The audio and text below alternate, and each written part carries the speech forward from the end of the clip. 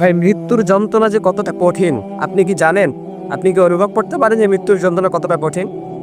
মালাকুল মাউতকে যখন মৃত্যুবরণ করা হবে, আল্লাহ পাক তাকে বলবেন জান্নাত জাহান্নামের মাঝখানে গিয়ে তুমি নিজে নিজে মরো। তো মালাকুল মাউত সেদিন আল্লাহ পাক রব্বুল আলামিনকে ডেকে বলবেন যে আল্লাহ, আপনার জালালিয়াতের কসম, আপনার ইজ্জতের কসম, আমি মালাকুল মাউত আগে যদি জানতাম যে সবার জান কবজ করার পর, সবাইকে মৌত দেওয়ার পর আমাকেও একদিন মরতে হবে, তাহলে এই বড় দায়িত্ব সম্পর্কে আমি আপনার কাছে ক্ষমা চেয়ে নিতাম। কারণ এর এত কঠিন একটা যন্ত্রণা যেটা সহ্য করার মতো নয়। সেদিন মালাকুল মাউত একটা বিকট চিৎকার দিয়ে জমিনের মধ্যে পড়ে যাবে। তো আল্লাহ হাবিব সাল্লাল্লাহু আলাইহি ওয়াসাল্লাম বলেন, মালাকুল মাউতের সেই চিৎকারটা যদি দুনিয়ার মানুষ শুনতে পেত, তাহলে দুনিয়ার মানুষের জন্য মালাকুল মাউত আশা লাগতো না।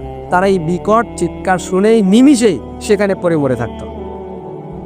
তার মানে কত বিকট একটা আওয়াজ হবে। তার মানে আপনি বুঝতে পারলেন যে মালাকুল মাউত অর্থাৎ মৃত্যুর যন্ত্রণাটা কতটা কঠিন, কতটা যন্ত্রণা দিয়ে আপনাকে মারা হবে। আপনি এখন বেঁচে আছেন, আপনি বুঝতে পারতেছেন না, যারা মরছে তারা বুঝতে পারছে।